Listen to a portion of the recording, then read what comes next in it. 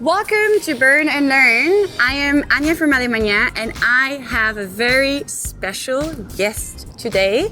It's Steve Kaufmann, but I don't want to present you. It's up to you.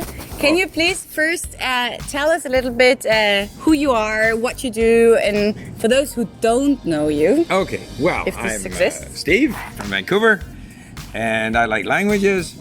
I have, during my previous professional life, I learned various languages, but particularly in the last, say, 12, 13 years, since founding Lingq, together with my son, I've become very interested in learning languages, in learning them and looking at how people learn them and helping people learn them and also making people aware of Lingq.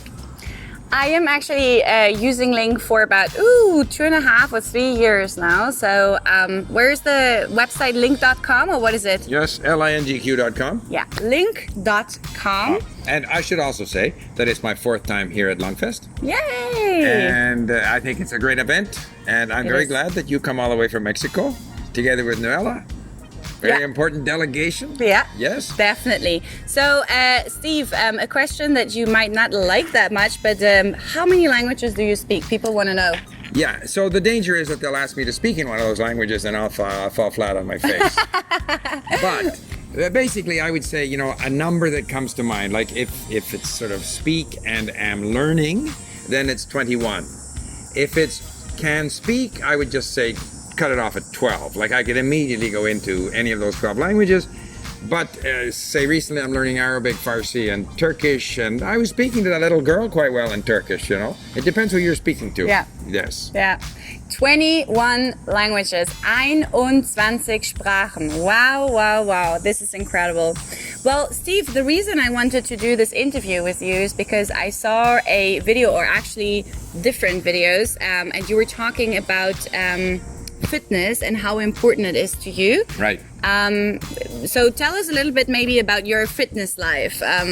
Okay, so I like to stay active. I'm going to be 74 in October. It's almost next month. And so I've always been active. And I like to do something every day. Okay? So obviously I have been playing old-timers hockey. That's 3 times a week. That's really a good workout. But now we winter in California, so that's no longer the case, unfortunately. But I have an elliptical stepper at home. You're now able to download routines off, the internet or YouTube, combining, aerobic, yoga, all kinds of different things. So I like to put in 20 to 30 minutes at least a day. So every day. Of something. Yeah, I don't always do it. Like obviously while I'm here I can't do it, but if I'm at home and leading into it, and part of why I'm able to do it is because I can listen to my languages while I'm doing it. That was actually my next question. How do you combine language learning with fitness? Because this is in the end what Burn and Learn is about, language learning combined with fitness. How do you do that? Well, first of all, I do believe that if I am active while listening, I hear better. I also think that if I am fit, I learn better. So I'm investing. It kind of feeds, there's a feedback loop there, right? But so typically, the easiest thing to do is to run or to get on the treadmill. On my treadmill, I can actually do my lesson on my iPad, my Lingq lesson, because it's not there's no hands involved in the treadmill. It's not a treadmill, it's a stepper. Okay, but if I'm lifting weights, or if I'm doing, I might have a routine which has some burpees and some push-ups and some deep knee bends and stuff like that, I'll have my language on in the background. Obviously, you can't be 100% focused all the time. Yeah. But I feel I'm getting more out of those 20 minutes if I'm also listening to my language. I understand. And so you said basically the advantage of combining this is first of all because of your brain activity. Do you feel that you said you listen to it better? You said. Yeah, I mean, if I were to sit down to listen to something in a language, I might fall asleep. It's hard. So I am better able to listen if I'm doing the dishes. Like if you're doing some other activity, it's easier to listen to the language content. If I have dedicated learning time, I read. Okay. Now I also think that if I'm tired at home, So then my choice is, am I going to have a nap for 15 minutes or am I going to have a workout? Because both of them have the same, effect of kind of refreshing me. Listen to that. So a nap and a workout have the same refreshing effect. At least in my mind, okay? But I feel that way. I feel, okay, am I so tired that I'm going to nap?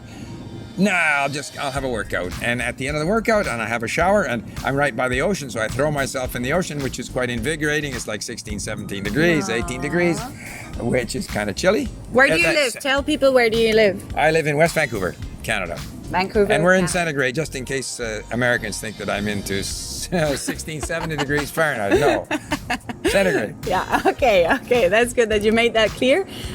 Okay, and so another question that I have, because you speak so many languages and actually fitness and language learning, not only do they go well together, but they also have a lot of things in common. So we need to be consistent for fitness and also for language learning in order to successfully learn the language or in order to see results. So how do you do that? How are you consistent actually? Well, again, they're reinforcing, because if I don't really feel like working out and I'd really rather be studying my language, at least I can combine them. So I'm learning and I'm working out. The other thing is, of course, when we work out, we don't immediately become fitter. However, if we work out regularly, we gradually become fitter. And we notice when we haven't been working out, we don't feel quite as fit, right? And so with language learning, very often you're not aware of the progress that you're making. But of course you are, as long as you stay active. As long as you stay active in a language, you will improve. And as long as you stay active in your workout routine, and so you will maintain and improve your fitness. But in both, you also need variety. So in languages, I think we need to vary our activity, but also in fitness.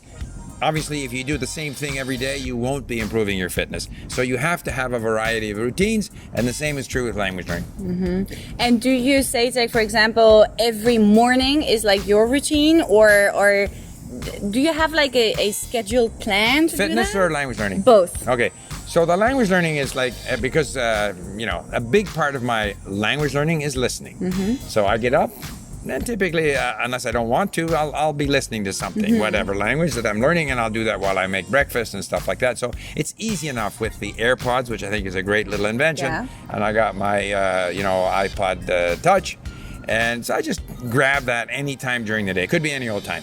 But that typically triggers then the desire to read it and to learn the words.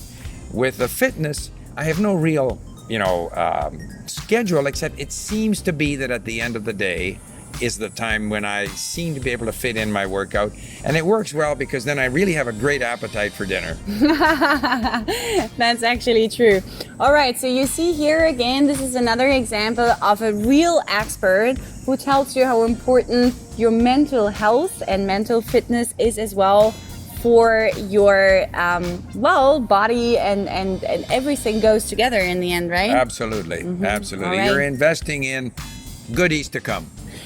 What would you say to people who might not have this habit of doing workouts, language workouts and fitness workouts? How much time, because we're all busy, right? We don't have maybe 2 hours per day.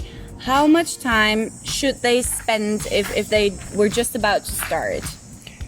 I think, I don't think there is a rule. I think every little bit that you do is good.